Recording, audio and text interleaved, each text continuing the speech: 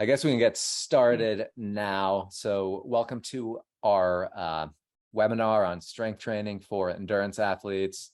I know that working triathlete, all the coaches here, we are big advocates of strength work for a myriad of reasons for endurance athletes. And we also know that it's often the first workout type that athletes ignore or skip. And we also know that recommendations related to strength training for endurance athletes, they've maybe evolved over the years. And I think there is maybe some confusion about how to integrate strength training wisely, especially in the context of big training volume for triathletes.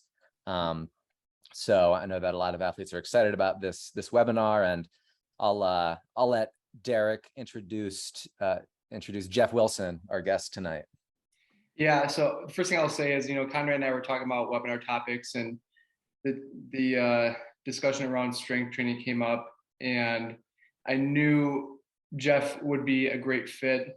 So just a little background, Jeff and I have known each other for nearly 15 years now, which we actually just came up with that number the other day. We went to Saginaw Valley State University together, ran track and cross country. He ran a double, a 5K, 3K PR of 14:55, then a 8:35 in the 3K. But post college, he moved out west, went to the University of Colorado Springs, and began his journey with the strength and conditioning world. He has a certification. It's the CS, which is the Certified Strength and Conditioning Specialist certification. And he works with the University of Colorado Springs with their distance program, and has had a lot of success there with those athletes, especially the endurance athletes or the distance athletes, and as well as the other athletes he coaches. But Jeff, I'll leave it over to you, and you can tell a bit more about yourself and Cool. a little bit more about your background and what you've accomplished in this role. Cool. Thank you, Derek, and thank you, Conrad, as well as everybody here listening. I really appreciate the time. This is a great opportunity, and I love this topic. So hopefully, I don't talk your ears off too much. But so yeah, like Derek said, well, we've known each other for quite some time, and I've been running for about 21 years now. That's been kind of the main passion of my life, and as I've gotten into the professional realm, the strength training, I guess you could call that a passion at this point as well, became a strong emphasis in my life. Part of that was actually because of what program Derek and I experienced in college. Like, we had a pretty decently successful program, really, because there was a lot of people that were willing to do the work, as Conrad's hat says. There was a lot of just incredible athletes. I really, Saginaw Valley got lucky for a long time. So I've been coaching at a university now for going on my 10th year. I came to Colorado Springs in 2013, and we definitely had good stints of small stints of coaching there. But seeing the success that we've had at UCCS, that's a little easier to say, Derek. So I'll say, for my college, UCCS is the acronym. I've been able to see with the quality coaching staff that we have in all fronts. We pretty much have everything covered at this point, and we were good when I got there in 2013. We were competitive, but we were in the Rocky Mountain Conference, and we've been overshadowed for the majority of really the school's program. So it's been a difficult, very, very up road or uphill battle for us. But last year we got 5th in Division II for cross country. We just had our first national champion in the 5K, and he also placed 3rd in the 10K, same athlete. It was actually pretty amazing, like, side note meet. All top three finishers of this year's were the same 3 guys, all from our conference. So anyway, it's been pretty cool to see something that at one point seemed like there was no light at the end of the tunnel, to see a national champion or to potentially even be top 5 in the country, and to see how we've gotten there with our coaching staff, and as well as how I've been able to add strength training to our program, because that was non-existent when I came here. It was basically do a body weight workout on your own. It was extremely simple. Most guys, once I got to know them, didn't even do it because they didn't believe in it. And it was just a very, I would say, typical college program at that time. I think Conrad alluded to, it's becoming more of a normal topic these days in the triathlon community, the endurance world as a whole. But what I've noticed over the years is, despite what was in the like 70s, 80s, 90s, and so forth, even with what's going on today, there's still just a lot of confusion as to when to do it, why to do it, and of course how to do it. So anyway, we'll dive into a lot of those. But yeah, I've been, like I said, I've been a runner for 21 years. I've been coaching runners, I guess 10, I guess you could argue 11 years at this point. So I've seen, and it's not just college. A lot of what I do for my full-time job, I own a personal training business, and that's kind of the bulk of what my week looks like. And I work both with endurance athletes as well as just general population. And so I've seen a wide range of abilities over the years, and of course with runners just in that, or endurance athletes just in that little scope. But I have been able to see how impactful strength training has been, as along with what I was learning through my master's program, which is part of the reason why I came out to Colorado Springs, was to get my master's degree in strength conditioning and sports medicine. And Derek had mentioned my certification. I sought after that in 2014, and from there it's just been a nice growth period to learning not just why I believe it's good, but seeing it in action with other people, and not just reading it in a few texts and stuff like that. Because there are pieces of information out there that really support strength training, but I'd say the biggest disconnect is the implementation of this and the consistency of that too. It's kind of a side topic, if you will, and especially in the triathlon world, there's already 3 sports, so there's a lot of time that that everyone's devoting to that. So that's a very difficult thing to do. So we're gonna try to get into that as much as possible. But anything else before I kind of dive into some of the questions that I read? Is there anything else, Derek or Conrad, that you want to put in there? No, I mean, to take it whatever direction you want to take it, but I think that, Okay. As just like a baseline, I think it would be good to just talk about like the main core principles that sort of govern your approach, strength training for endurance athletes. Okay. So I'll preface with this, because kind of going with what I just was alluding to, and where my beliefs have come from. I'm pretty opinionated on this topic, just so everyone knows. Going into this, not everybody's agrees with, especially when we get to like the heavy lifting piece of my specifics that I want to go into.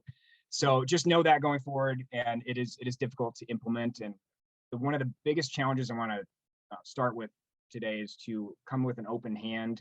If you don't already strength train, or you do it very minimally, let's just say, or maybe even somewhat importantly, the people around you maybe don't do it as much. The endurance world is very easy to kind of grapple into just with the group that you're in, and the verbiage around words like power and strength kind of get muffled when you're looking at both strength and aerobic. We'll use the first example, aerobic power versus actual like muscular power. That's one of the things that just people will say the word strength or say the word power, and it just gets kind of muffled together. So I'm going to try to talk about that a bit as well. But in a very quick synopsis, before diving into the more details of it, I am a huge proponent on strength and power, like heavy lifting for endurance athletes.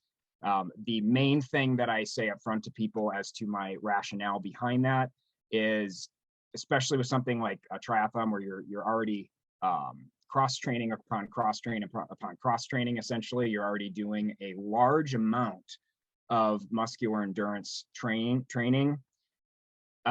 Doing more of that with your lifting, I won't, it's not, it's not something that is not impactful to any degree, but it's definitely not, you're not going to get the best bang for your buck. So my biggest thing I usually say up front is heavy lifting is an area that if you're not utilizing, you're definitely missing some gains that can be had, even with time being a factor, because you can get in a lot of quality within a couple 30-minute sessions a week. So keep that in mind. All right, so let's see here. One other thing before some of the scientific stuff I want to say is, so a question that I liked, I can't remember who put it, but or who wrote it, but it reminded me of where we are at with our social media right now and how much information is out there. I don't remember the exact question, but it sparked my mind to go into the variety versus more of like a simplistic approach or consistent approach. So another part of my philosophy to dig deeper is I actually, despite how much depth I can go into the science and my opinion on things, the simplicity, especially for a triathlete, is something that I harp on quite a bit. You don't need 25 different exercises in your arsenal. There's definitely, I mean, there's thousands. At the end of the day, there's variations and things. And so I want to encourage to remember that the variations can make things confusing. Whereas if you stick to some of the main principles, like having a squat, a deadlift, some upper body work, which again, I'll get to a little bit further, that you can get a lot done with just a few exercises. And social media has both benefited and detracted from this. It's benefited in there's more awareness. Like people know that pro athletes are actually lifting. Like from the running world, like, I mean, starting to see people that I hope get a medal for the US, let's say. Like I follow a lot of them on Instagram, and you can see them deadlifting and doing plyometrics. And it's like, so to see that, that's huge. It's bringing awareness to go, oh, well, maybe I should do that too. Where it detracts is there's an endless stream of content that isn't tailored or curated for just you. Even if it's under the endurance realm, or it's like it could even be a triathlon coach or a running coach, it's still not directly at you. So it's easy to go, oh, well, I follow these 5 people or 10 people, or I mean, who knows? And they're telling me that a squat isn't worth it, or it is worth it, or deadlift, you should deadlift, or, well, you already do 3 sports, so you just need to do body weight training. There's so many opinions out there. It's like, even sometimes I have to like take a step back and go, okay, like, let's take a deep breath. It's actually not that complicated. So with your questions later, just so you know, like, feel free to ask me in that realm, because the confusion, I think, is because there's number one, I think it's just because there's too much to go with. But all right, so with that said, as I alluded to a moment ago about the verbiage of like aerobic power, or just muscular power, some of the biggest benefits that you can get from resistance training, I want to focus heavily on movement efficiency and how it can complement the aerobic side of things, but mainly through the avenue of movement efficiency. So one of the things I've seen with the people I work with, myself, as well as just the studies that I went through, is when you look at some of the main determinants of distance running performance, I mean, you have certain variables like lactate threshold, VO2 max, your running economy, which is the main thing I'll get into here. Like, those are huge determinants of distance running performance. And so if you take resistance training, okay, well, we're not specifically focusing on improving our lactate threshold much there, but since that is a form of efficiency aerobically, that is where you're going to get from your endurance training. You can focus on those aspects more so, but there is a minimal benefit to those aspects with resistance training, but the biggest impact comes from neuromuscular development, as well as just an overall physical efficiency. So I'm sure everybody that's listening here, or people that you train with, everybody's had some sort of injury. That's, I mean, if you haven't yet, you've probably only been training for like a year or two. And if you continue, especially the nice thing about triathlons, I'll say, is you're cross training with like pretty much constantly. So that's a nice thing being a runner my whole life. I've had probably too many injuries, and that was part of the reason why it brought me to this part of my career. Was I was frustrated with the lack of consistency in this area, and as well as the knowledge with just the general coaching, whether it's college or coaches around the world. It's just basically just run more is kind of is a lot of the philosophy, or just train more.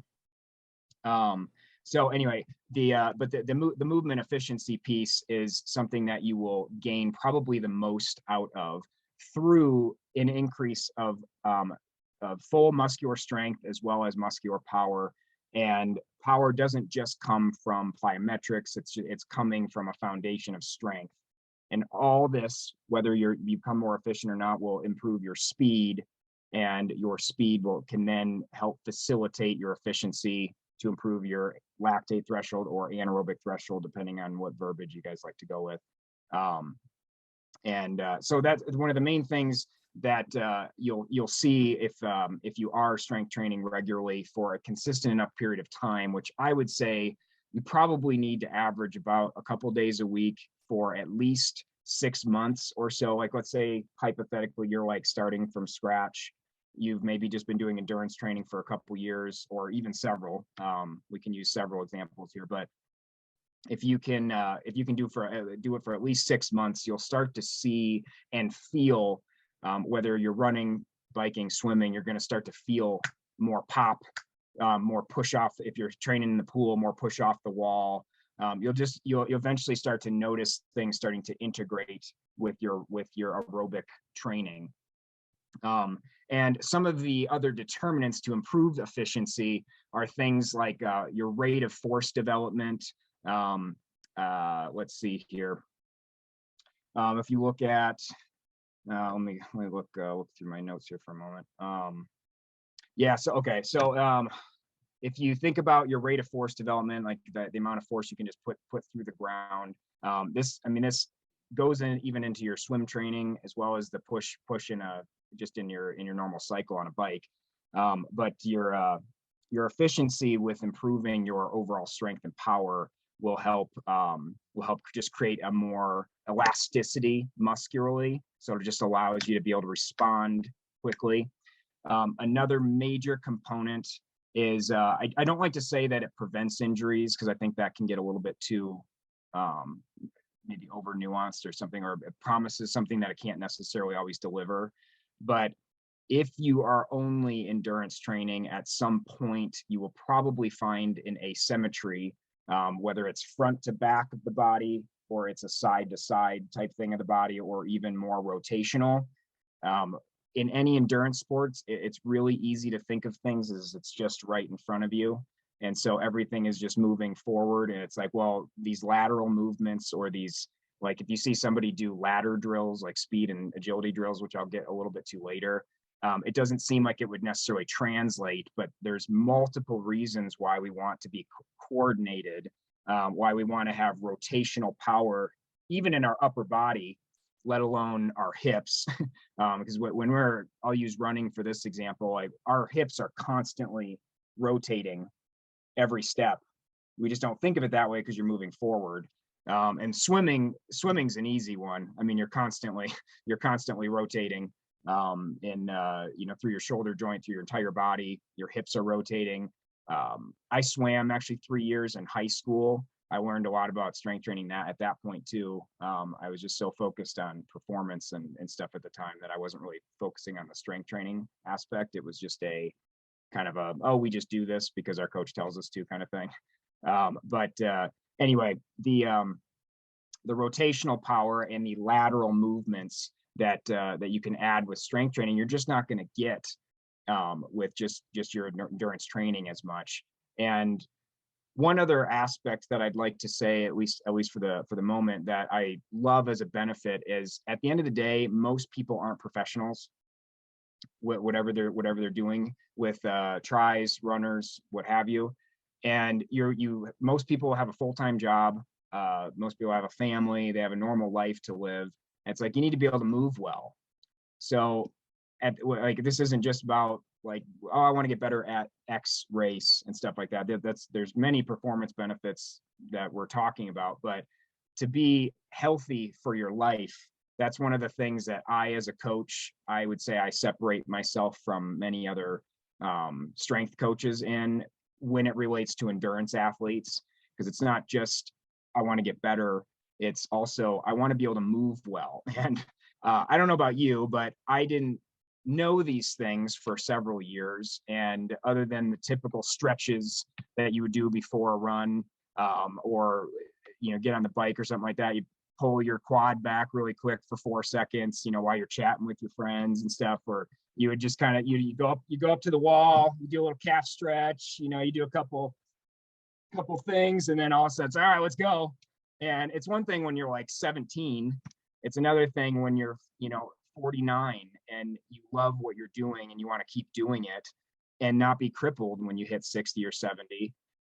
This is something that I'm very opinionated in. I would argue this is the most important aspect to that, because strength can bring mobility, and strength can kind of inadvertently bring a more flexible body because of what you're doing between two joints and how much strength you're getting into your tendons, your ligaments. Your body just moves better. Therefore, it's easier to facilitate stretches. If you most endurance athletes have tight hamstrings, whether it's cycling or running, it doesn't really matter. Hamstrings, we sit all day, so a lot of people have sitting jobs, so hamstrings and glutes are usually among the tightest things, and it's really easy to forego those things, whether it's in a warm up or a cool down. But strength training can be a nice little kind of freebie way of improving those things. So to the variety point I made earlier, it's real, again, it's easy. I think the person, I want to say it was Doug, put something in that, and it was kind of like, well, there's a million exercises to choose from, especially in this area of mobility and flexibility. I mean, there's a never-ending amount of things to do. Yoga gets talked about a lot, like, oh yeah, I need to do yoga, and it's been 3 months or something, or I need to warm up more, I need to stretch more. Well, this is a nice way to kind of add in a very, well, I should say simply add in some mobility and flexibility exercises while gaining strength and power. So anyway, as far as just kind of the main benefits go, that's where I wanted to kind of focus a lot on was movement efficiency. So at this point, is there any questions or anything that anyone wants to? I know I just talked a lot. Sometimes I talk too fast, so if I go a little bit too much, please let me know. No, I think a lot of great points there, and what you talked about, this concept of being just well-rounded, just a sort of a well-structured human. It made me think of, yeah, I like that. it made me think of Peter Attia, and he's I guess he is a PhD, and he has a podcast, and he's become well known, but he talks about this concept of like back casting, and basically a lot of the people who he works with, the goal is train for the centenarian Olympics. So when you're 100, what do you want to be able to do? It's like you want to be able to lift a suitcase over your head, play with your grandkids. And part of that, I mean, a really big indicator of health and longevity is like grip strength. And so there's I mean, strength is a huge component of just aging well. And so point being, just chronic cardio, definitely not good for being a functioning human, especially as you get older. Right. So yes, yeah. I'm glad you just mentioned those things. I have said, without using that guy's name, which I do know who you're talking about, I have said almost those exact same phrases. Like to be a full functioning human feels pretty darn good. And even like when I started strength training heavily in my mid 20s, or at least more so, and then I started getting into it more in my late 20s. I mean, it took a while to reverse a lot of the tightness that happened in my joints. I mean, it was, I probably have at this point, I don't know, 30-some thousand miles on my legs. And the last few years I don't have very much in the last few years. I took a lot of time off. So like to somebody, let's say somebody's sitting here and like, hey, I've never strength trained before. and I'm 52 or something like that. I mean, there's never a bad time to start. I'm 35 years old. It's easy to look, oh well, he's young, or something to that effect. But that's again kind of circles back to the functioning human concept. It's you want to add this into your training to become a better athlete, but by becoming a better athlete, it's just easier to do life, and it gives you more confidence.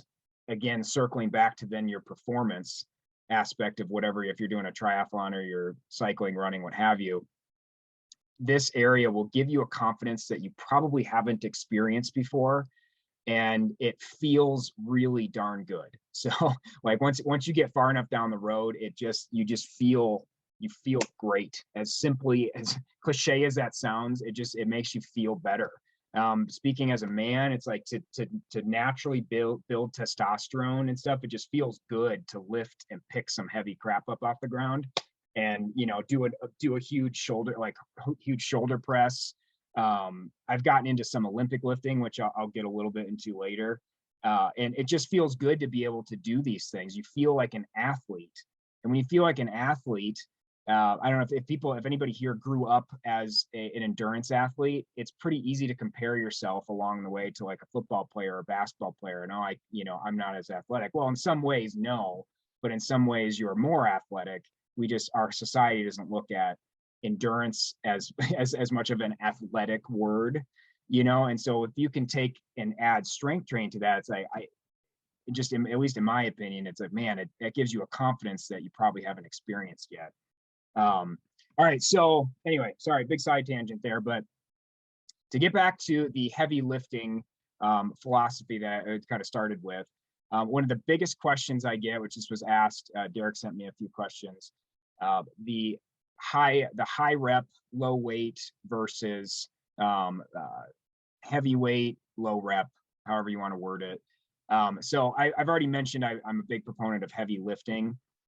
So that's more, I just basically said that as an opinion, but what heavy lifting does, in a very simple way to put it, all the stuff I was mentioning earlier about movement efficiency and improving your power, eventually then improving your speed, comes from your heavy lifting more often than not. If you're doing a more muscular endurance approach or a body weight approach, it's not, I'm not going to tell you it's wrong. There's benefits to it, and to periodize a program, there's going to be a time and a place to have those things in there. If you've never lifted a weight before, like you can't do a push-up, let's say, that kind of thing, it's like, yeah, there's going to need to be a pretty big phase of just learning how to do the movements well, and it's probably going to come mostly in body weight. But when you really want to talk about getting the benefits of strength training, you want to eventually graduate from your body weight phase and then move into, I like to start people at a little higher rep, low weight, but not in all cases. It really does depend on who walks through the door and what movement efficiencies they have. Every person I work with, I take them through a full movement assessment to see what their biggest limitations are. With my runners, it's usually in their ankle joint. I've worked with quite a few cyclists at this point, a few triathletes as well. Posture is a pretty big one, especially those sitting on the bike all day, and usually the upper body is a little bit more atrophied if they've been doing it for quite some time. But either way, there's certain joints that somebody will be a little different than others, but I like to start out gradually if somebody's complete beginner in the weight room. If you're not a complete beginner, I would say I wouldn't waste much time being in the high rep, low weight category. There might be like a small transition phase in a season. Sometimes I'll do that with an athlete, but normally I'll take the transition phases and I'll use that just to work on certain mobility and flexibility issues and just maintain some of the movements that we've done, like an overhead press, a squat, deadlift, and stuff like that, and just allow their body some time to recover, work at, let's say, 40, 50, 60% of max. And just like you're running, you're cycling, you're swimming, you periodize, and there's easy runs, there's easy sessions. It's the same concept, but because you're only going in usually twice a week into the weight room, you want to really utilize that time. I'm assuming, I'm just going to assume for the rest of the conversation that everybody's a triathlete here. Correct me if I'm wrong, but because of that, you're already spent. I mean, you're like you all know, you're already spending a lot of time with endurance. You can get in a 25-30 minute session in the gym. You can get a complete strength session in. I wouldn't waste that precious time with as much little time as people have left in their schedule at this point. I wouldn't waste it on doing 15 rep squats and all that stuff very often. So hopefully that helps answer some of those questions. Write some questions down too if there's something that I didn't touch on that area, so you can come back to it at some point. But another question that I loved and I get asked pretty often is, when is the best time to plan it? So generally, without thinking of multiple events right up front, just thinking of okay, you have 7 days in a week. I've already mentioned doing twice is pretty normal. 3 is not a bad thing to do, but I'm going to go with the twice a week mantra for today, just so that, because that's a pretty realistic approach. 1 is better than nothing, but that's kind of pretty much where that stops. So when I like to put things on a hard workout day, I like to put strength training on a hard workout day if that's possible. Because you're working with 3 events, that's not always feasible. If let's say you have a cycle in the morning and a swim at night, and then the next morning you're doing an interval run, and then the next night you're biking, let's just say hypothetically,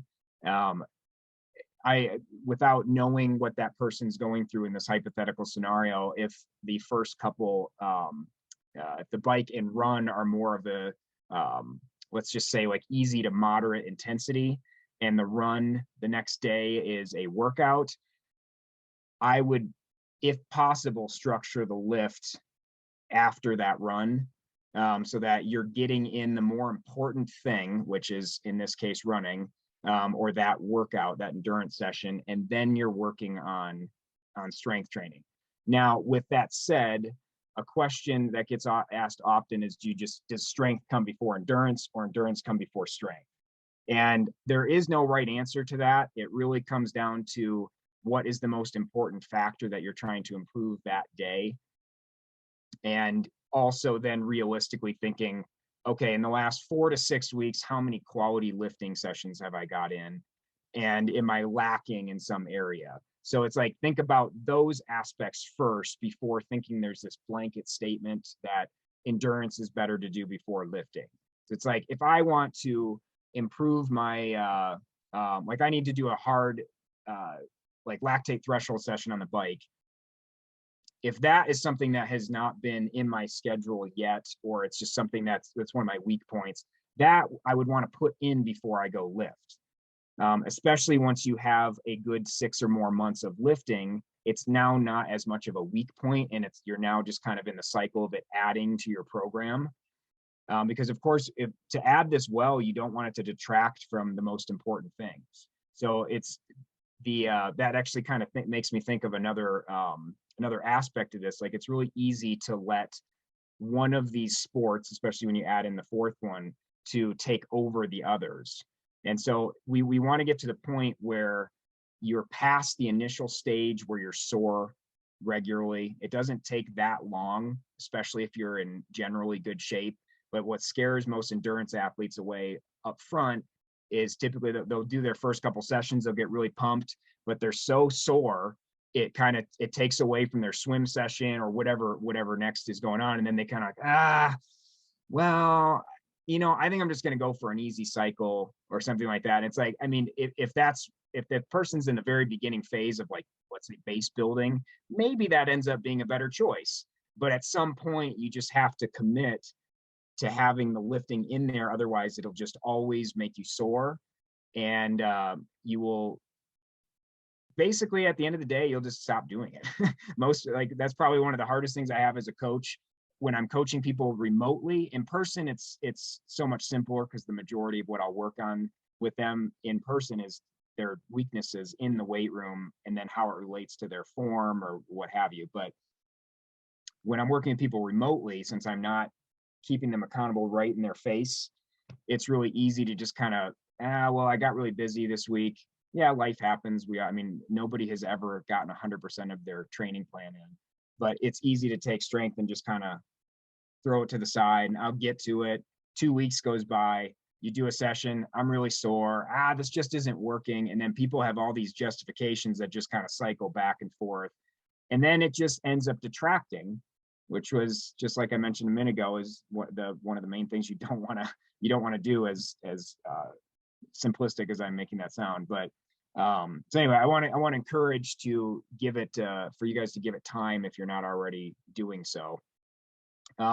Is there any questions on the timing of things at this point? Good. Okay. Let's see here. But to that point, so to the point of making the workouts simple or accessible enough so that it inspires consistency, how many exercises do you typically prescribe in a single 30-minute workout, or what does that look like in general? Yeah. I'm so glad you had just asked that, because literally the next note I had was my core exercises. So when I'm telling people like a general template to follow, what I like to remind, especially if somebody's got like about a 30-minute window, you want to have at least a good like 3 to 5 minute warm up out of there, and you can knock out a couple of the focuses that you need to work on in the warm up. So it's not necessarily just thinking like, oh, I'm about to squat or bench press today or something like that, so I'm only going to prep for that. You know, you can get a couple mobility exercises in. You can get a couple things just to one, prime your body, obviously, to get moving. But if you just came off the bike or just came out of a run or something like that, and you're already pretty warm, no matter what way you slice it, there's a few core exercises of types that I like to go through. So there's a squat, a hip hinge, or essentially a deadlift, which I'll dive into that more in a second. Some form of a single leg movement, unless that's already been used by the squat or the hip hinge. Upper body is not to be overlooked, so we want to have an upper body push and an upper body pull. And then from there, I usually like to add in something rotationally, or a carry exercise, or just an anti-rotation exercise. So to not have it be like this hour-long workout, you don't have to have each one of those types. It's just thinking, okay, the multi-jointed exercises typically should go first. Let's just use an example of day one.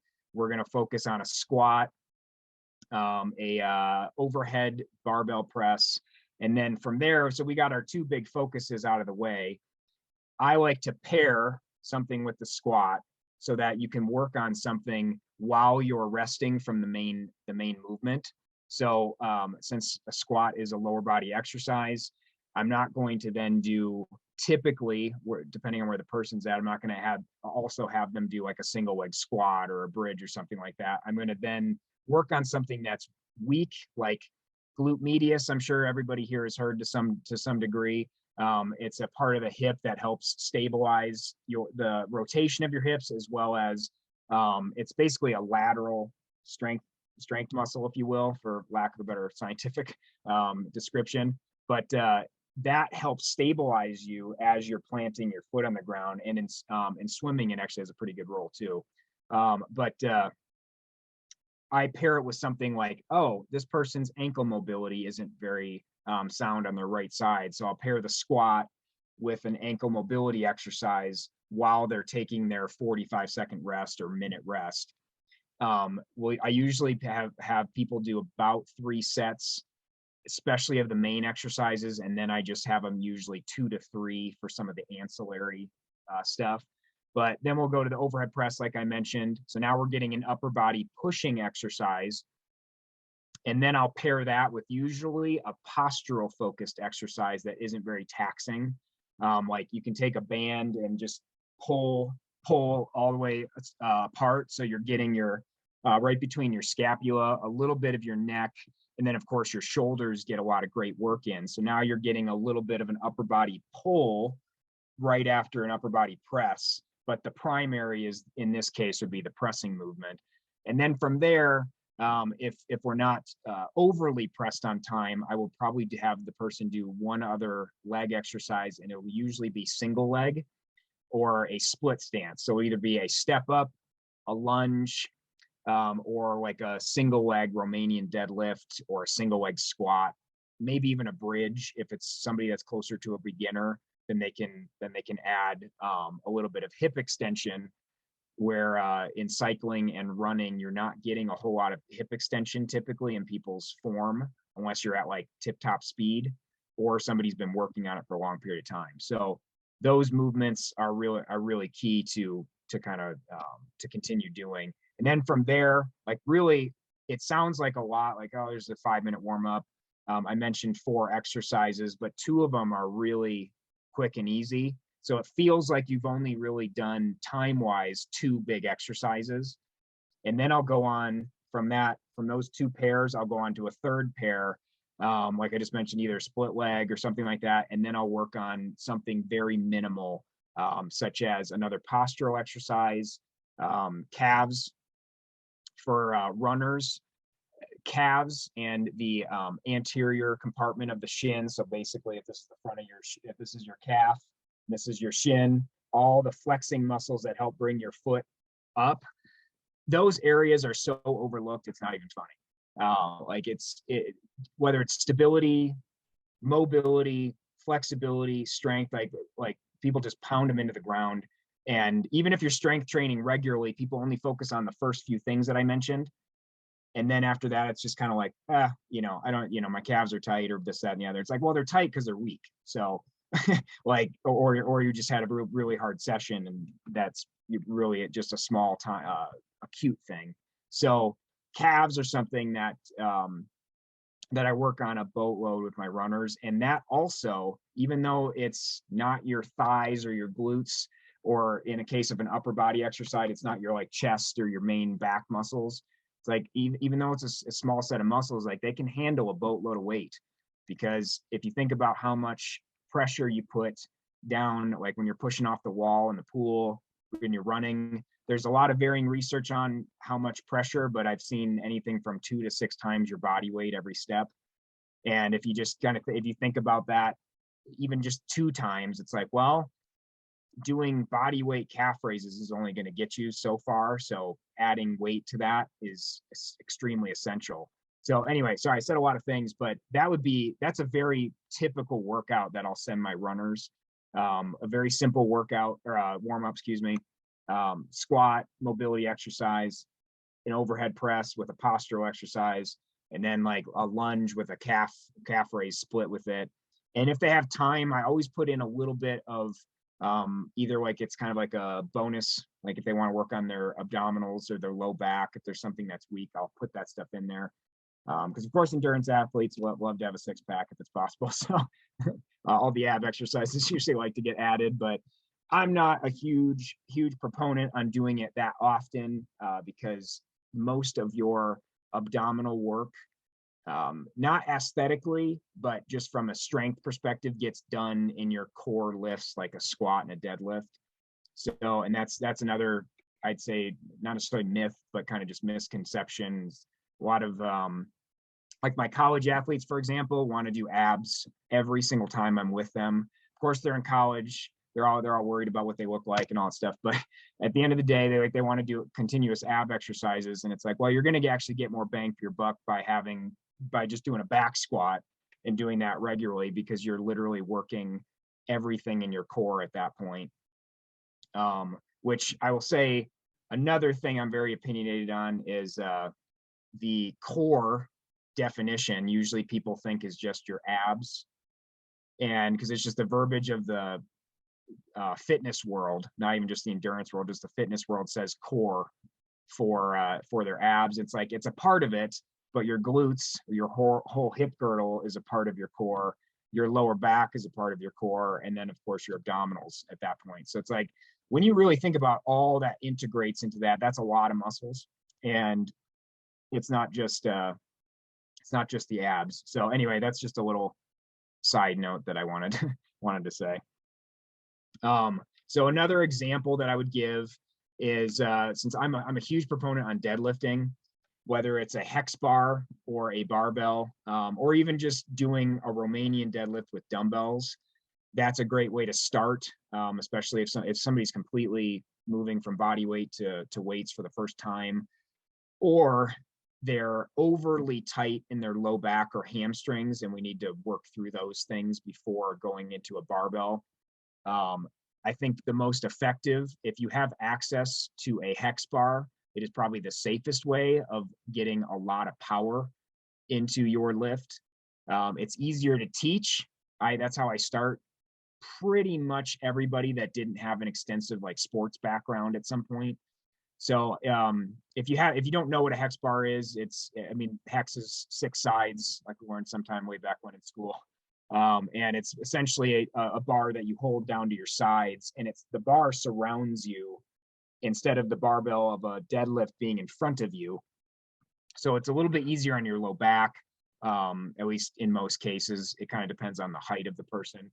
But anyway, if people have questions about that later, I can dig into that more. But that is my favorite lower body lift. I actually say it's my favorite lift in general.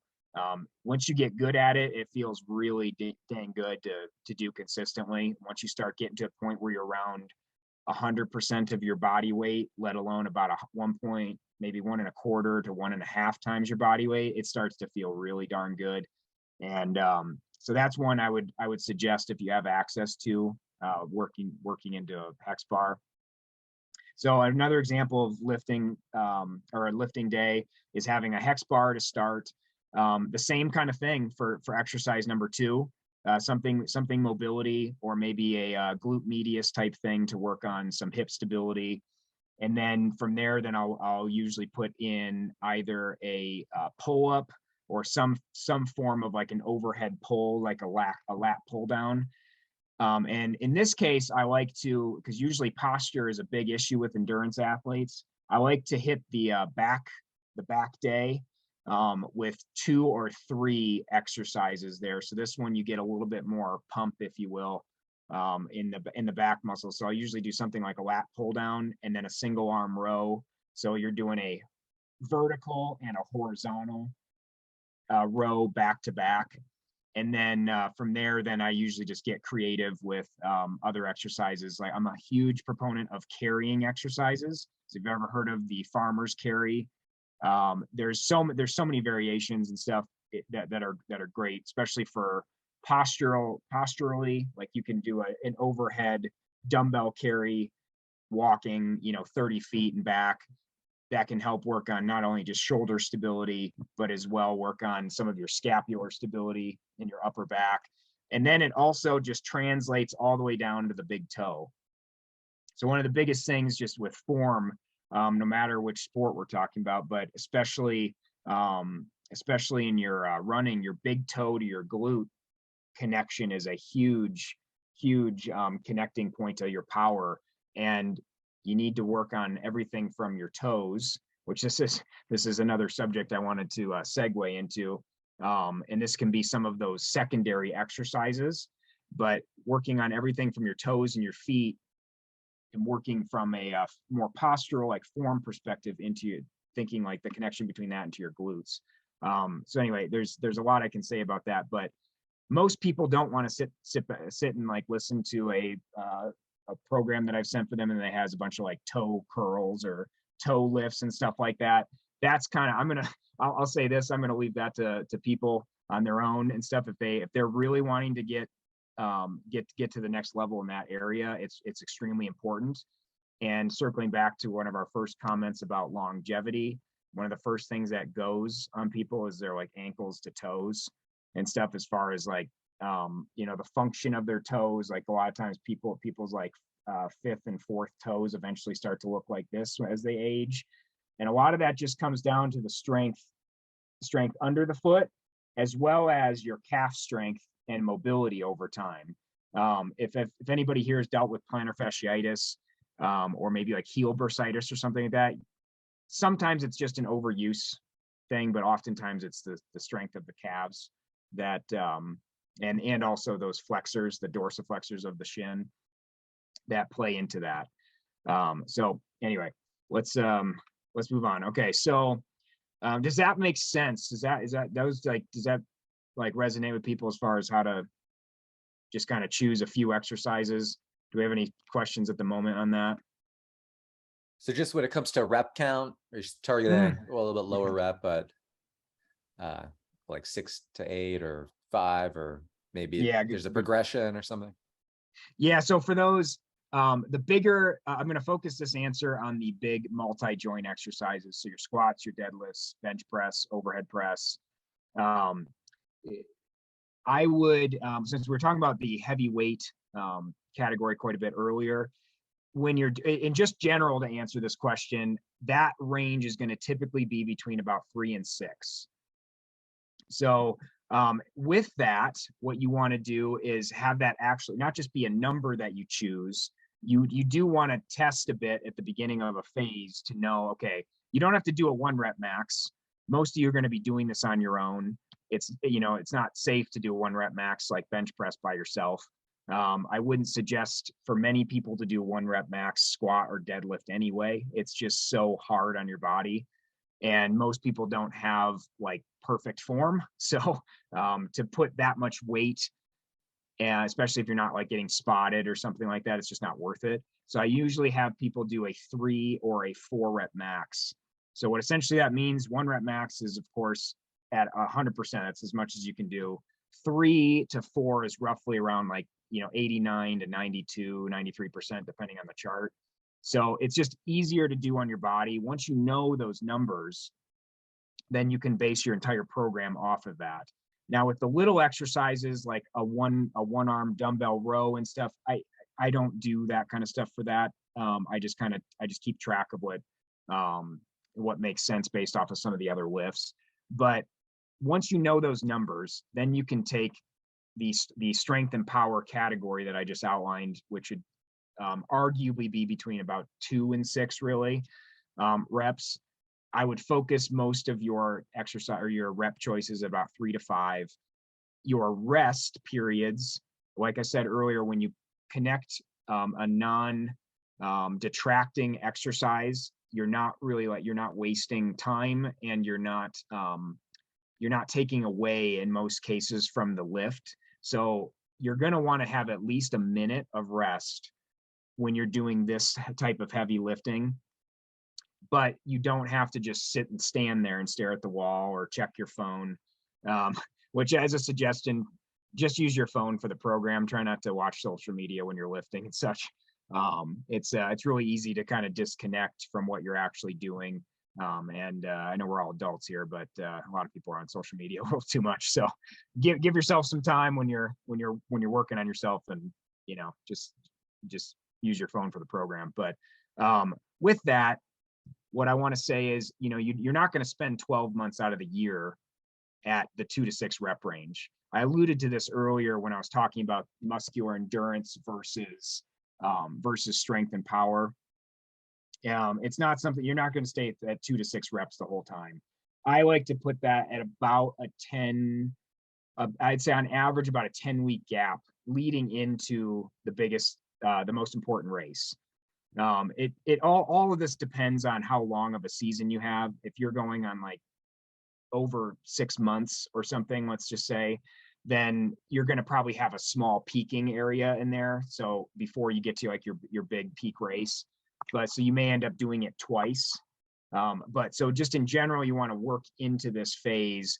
Otherwise, leading into it, I would say I typically have between about a 6 to 10 or 12 rep range, depending on the exercise, especially with the more simplistic single jointed exercises, like just a single arm shoulder press, or a 1 arm row, or just a calf raise or something like that. I will probably work a little bit more into a higher rep range, especially when it's like earlier in the season. So there's that. All right. Anything else on that topic?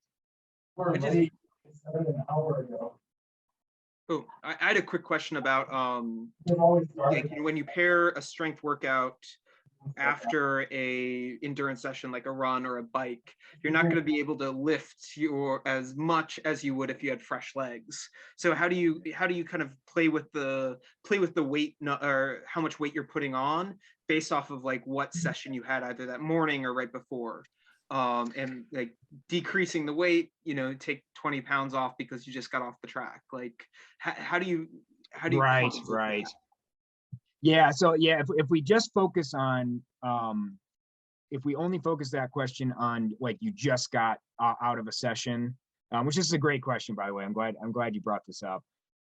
Let's say you're in the phase that I was just outlining. You're kind of like in your more like peak, like your last 10, maybe even 12 weeks at most, let's say. If you just came off the track and you're going right into the weight room, at that point, I would, two main things I think of.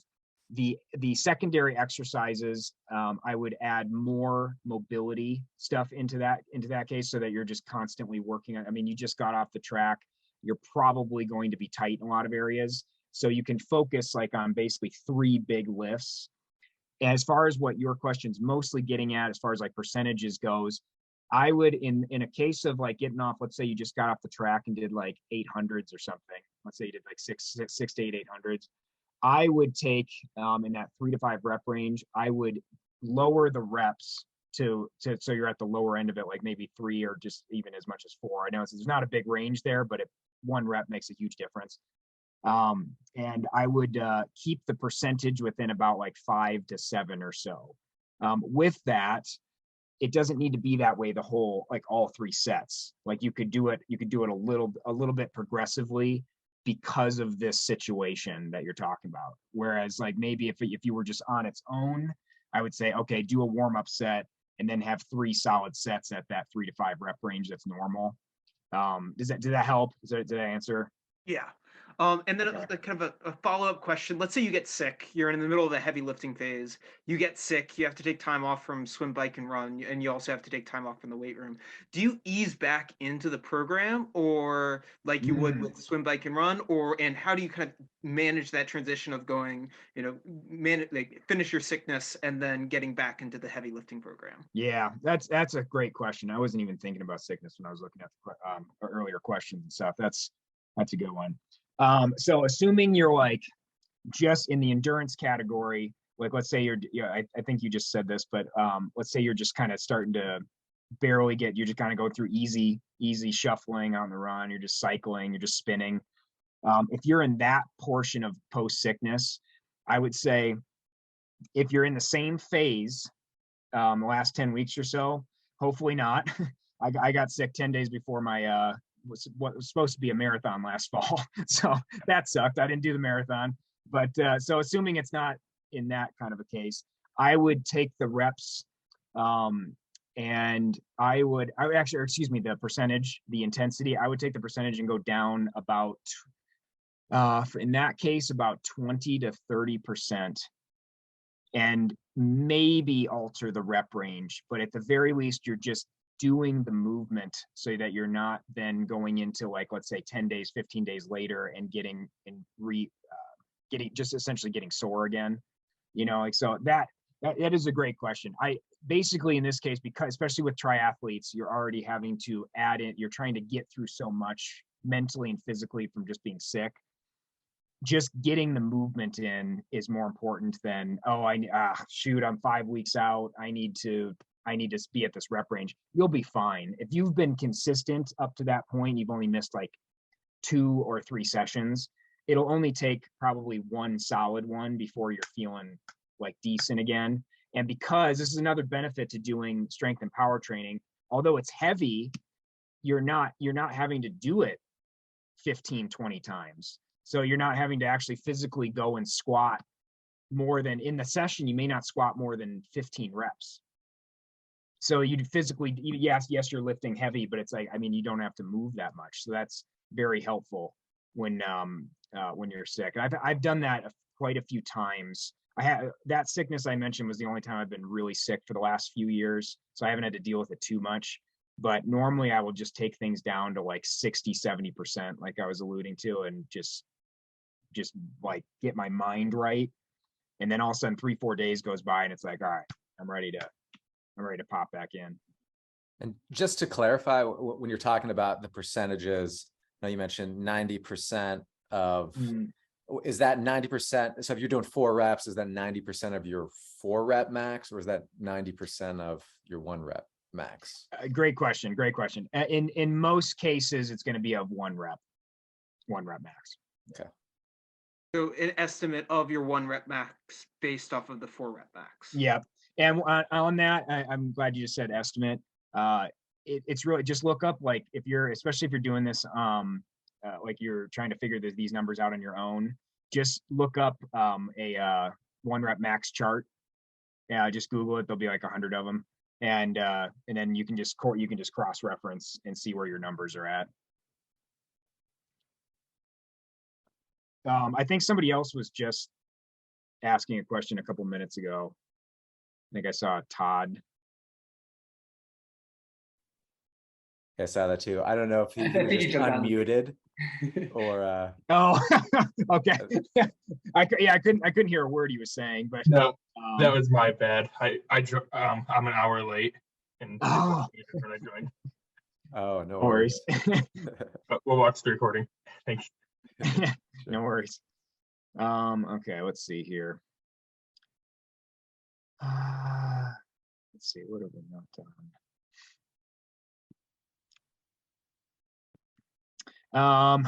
Let's see. So one of the questions I remember reading through, I mean, I've kind of talked about this a little bit with the variety piece, but somebody had mentioned, like, the list of exercises just keeps growing. So when you're trying to decide, which by the way is very true, it's pretty never ending. When you're trying to decide what those like secondary exercises are, the main ones are pretty simple once you get going. You don't have to overthink the squat, the deadlift, the lunge, the overhead press and stuff. Like, there's just little variations where if you're using dumbbells, you could do a neutral grip versus a pronated grip, so there's little things like that don't worry about those things up front. You just want to be consistent and get a base of strength first. But I always like to tell people to pick 1 to 3 areas, especially if you're not working one-on-one with somebody. Pick 1 to 3 areas that you consistently work on for a short period of time, maybe a long period of time. If something like I mentioned chronic hamstrings earlier, that's a pretty common thing for endurance athletes. That's something that will probably be in your arsenal as long as you're training, but it's not something that you want to just keep on thinking like I got to stack and stack and stack, because then you're sitting there looking at your schedule and going, okay, well, I finished my last a few strength workouts in about 35 minutes. Well, if I add these 3 exercises, now I'm going to go overboard. Do I add them in the warm up? That. It's like, just focus on one of your first problem areas. I mentioned ankle mobility earlier. That's usually going to be a big one. Some people's spine, especially for people that are just riding for hours on end a week. It's like, I mean, your flexion in your spine you're going to need to work on a lot of the back muscles pretty regularly. And so adding in just a couple mobility exercises of the spine and have that be consistent for a few weeks so that you can actually get someplace, instead of going, oh, I'm going to pick this and I'm going to pick that. And then I need to work on this. Oh, I saw this video yesterday. I need to work on this. It's like, stay in your lane for at least 6 or 8 weeks. Work on those things and try to take down the stress and anxiety of, oh, I'm not doing enough. You're probably doing enough. If you're consistent with your lifting twice a week and you're warming up before some of your just endurance sessions, you probably don't need to add anything. It's probably more of an altering as you go, if that makes sense. Because I went through this myself. When I was first starting to learn all this stuff, and I was starting to come up with my first like big injuries, and I dealt with a lot of hormonal, like thyroid issues for many years that pretty much derailed my running career for all intent purposes. But I felt like I'm one of those people, like I can get a little bit obsessed with doing something that's going to better me, and so it was easy to just kind of keep adding exercises and I overwhelmed myself. So this was probably one of the first things I started to learn as a coach, was teaching my athletes to just go, okay, so you came to me and talked to me about your shoulder hurting or your Achilles area is hurting or something. Let's focus right there. As long as that area is not detracting from like your squatting or whatever example we're using, keep all those other things the same, except for maybe like altering the intensity a little bit. And then just once you start to get some traction with the area of need, then you might be able to alter, okay, this isn't the number one issue anymore. Because if you've been working with endurance sports for a long enough time, you'll know that once something subsides, usually something else pops up. There's almost always something to work on. And so if you go at it with an approach of one step at a time, like literally, it will pay many dividends along the line, and you'll be less prone to burnout as well. I think Marshall raised his hand. Okay, good. I just saw it. Yes. Yeah, Jeff, you're headed down the path, and I thought you were going to keep going. Maybe you'll stick to this. The linear alignment of the functioning muscle will produce more power when it's aligned versus times when we attempt to apply more force, which puts the muscle, in all practical purposes, in a kink, if you will. So can you speak to how to build the foundation to have the muscles in the alignment of what they need to be, and then adding back the strength and force on top of that? All right, so are you talking more like I get where you're going with like how muscles align for power, but is your question more on the ordering of exercises, or is it, you go. Yeah, just speaking on the linear alignment. So for an example, a cyclist on the bike, the tendency is to grab the handlebars and squeeze hard and start, putting a kink in the core, if you will, when in fact, keeping that at like a 45-degree angle so it doesn't cut off the hips. Or a runner, I was always taught in the weight room to any lifting I did standing up to do in a running position on the balls of my feet to simulate the foot strike. And just any tips you have around achieving linear alignment to make sure that we don't forget that those muscles will perform better in the right angles. Okay, I think I'm understanding better. So I'll use the example that you just finished with. So depending on the exercise that is in reference when it comes to the like balls of the foot example you gave, what came to my mind right away is trying to be over specific to the mode that you're trying to improve. Like one thing, like functional training, that term gets used like quite a bit in the social media world. It really doesn't mean much in my opinion, but trying to mimic the movement, overemphasizing the mimic of a movement, I don't think is necessarily the right approach. Whereas like if you go back to some of the examples I gave about putting a squat and deadlift in, those are bilateral, like your feet are side to side in it. And so you could very easily argue, it's like, well, I'm not, a lineman on the football field or something like that. Like I want to be in a lunge position or stepping up. It's like, those are going to produce more power, very arguably than a lunge would, but you still want both of them in your program. Does that make sense? Yeah. I'm not done yet, but so now with the linear alignment, if I was understanding where you're going with it, if you keep like, I know I'm going to harp on consistency a lot because that's one of the main coaching cues I give people. If you stick to your those main big movements, if you do it long enough while not having an injury, let's just say, like barring no big issues joint wise or like any pull of a muscle, there's always going to be some sort of like asymmetry. Like right now, my left lateral hamstring has been bugging the heck out of me. And a lot of that has nothing to do, or very little to do, with me deadlifting. It's just how I'm planting my foot when I'm running right now.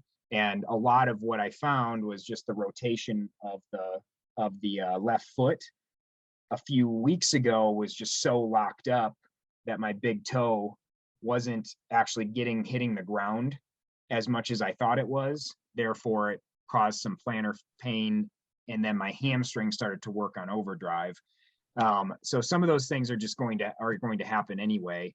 But I would say if you're consistent with the big multi-joint exercises for long enough, relative, of course, way of wording that, I think you are going to find that you will be more structurally sound than trying to mimic something because it looks like you're supposed to look that way, if that makes any sense. Yes. Does that answer where you're going? Yeah, I think you said it, just starting from the ground up. It seems like it's better to start from the ground up. Yeah, so- actually, okay. So I'm glad you said the ground up. So I mentioned toes and feet earlier. When it comes to linear alignment, one of the biggest determinants of that is going to start at your big toe and your ankle. So keep that in mind with your thoughts on this, especially with the running aspects of things, but even just then how you recover when you're just going day-to-day life after you just got out of the pool, after you just got off the bike and what have you.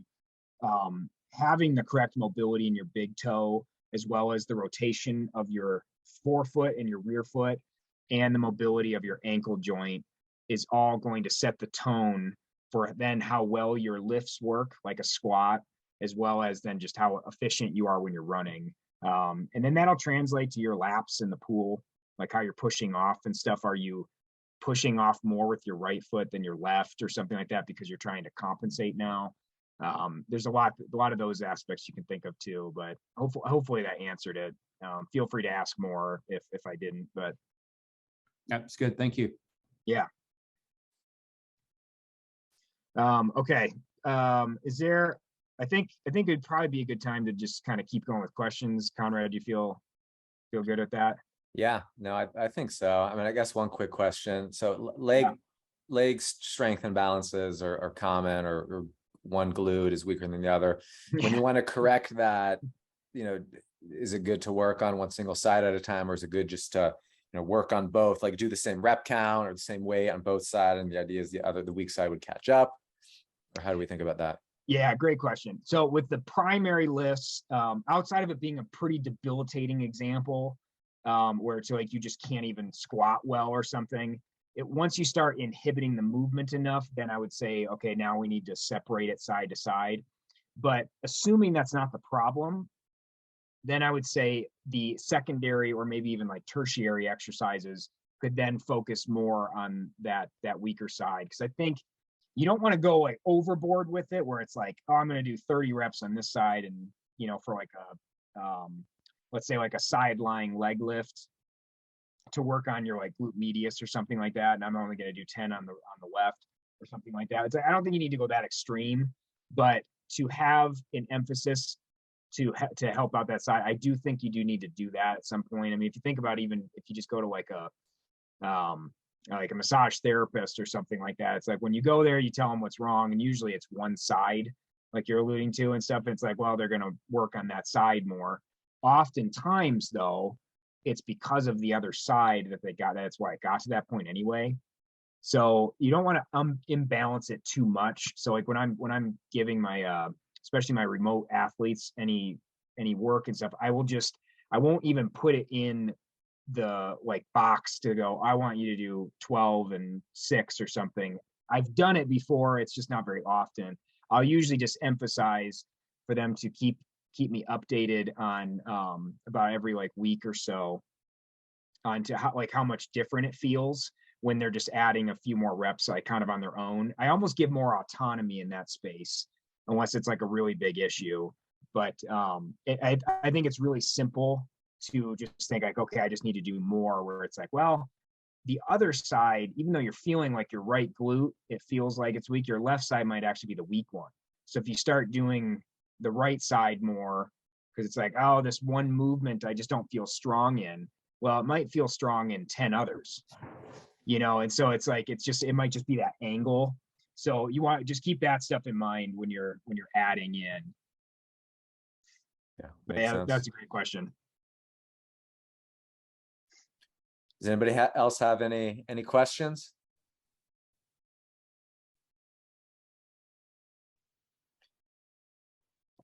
No. Anything else you wanted to talk about tonight, or?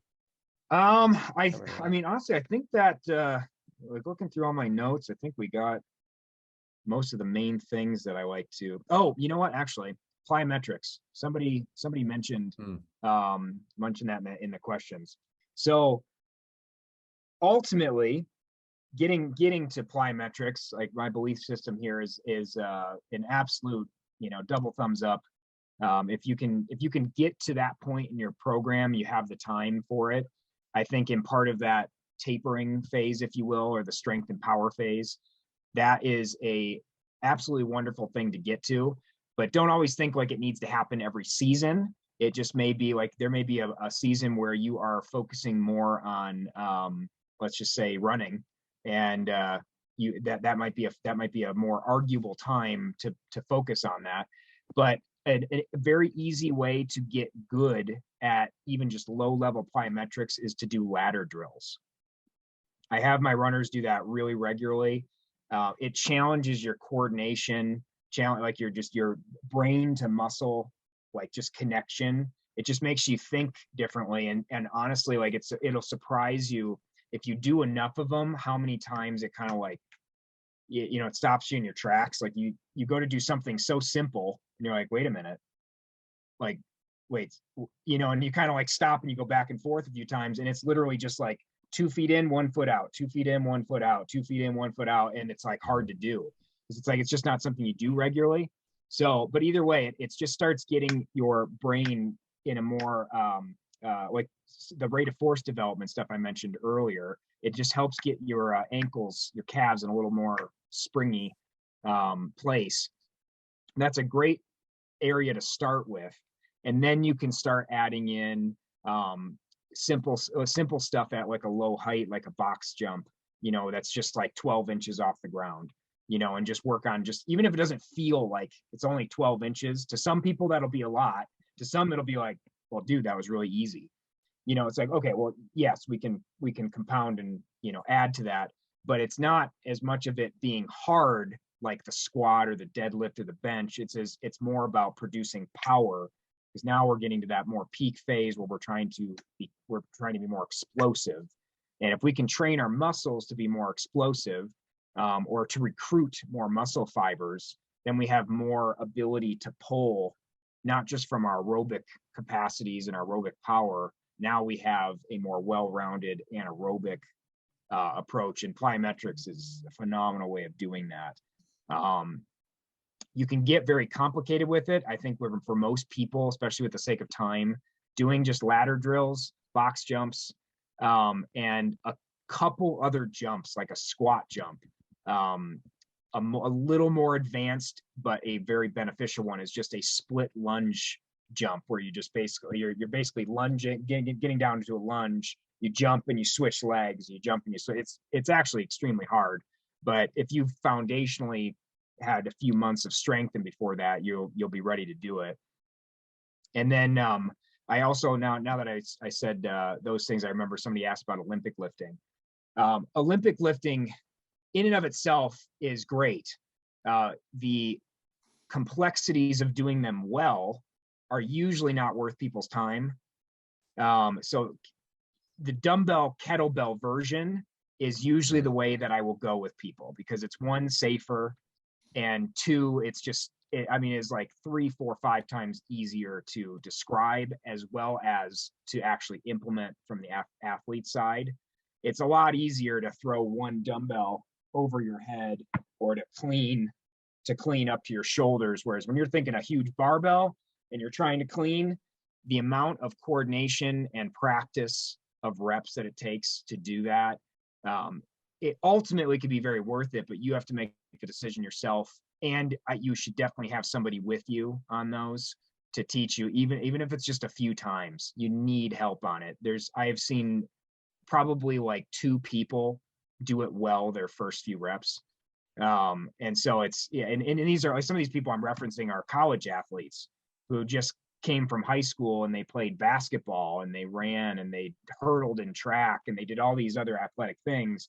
And then I have them go do ladder drills and hang cleans, and it's like they've never done anything athletic in their life. So and I don't mean that derogatorily. It is what it is. So it can be worth it, but you got to look at your time, I'm blanking on the term I want to say, but just the cost benefit ratio of like what you're doing. But it's just, that's a part of the whole power phase. And Olympic lifting, even with dumbbells and kettlebells, is pretty powerful. And that, I think, rounds out all the topics. So Yeah, no, we covered a lot. This was extremely informative. I mean, we appreciate you coming on immensely, genuinely. good. Yeah, I'm glad. This was really fun. I like talking about this. So hopefully this was helpful for people. Yeah, I think it was. And if anybody wants to reach out to you for any reason, well, can they? And if so, where can they find you? Easiest thing, you can Derek could send out my email, my Coach Wilson email. That'd be easiest. Unless if you really, I like talking on the phone. I don't really care if somebody wants to shoot me a call at some point. I'll talk for a few minutes. And Derek, you can send my number out too, but email is the easiest. It's, with my personal training day and stuff, my schedule is so sporadic. It's easier to set some time aside to answer an email, but I'm definitely open. So, I mean, don't be afraid to do it. Yeah, I'll get that out. Thank you so much for joining us today. Yeah, no, you're welcome. Thank you. All right. Thanks, Jeff. We appreciate it. And thanks everybody else Thanks, for helping. Conrad. Thank you, everybody. Thank you. See y'all. Thanks, guys.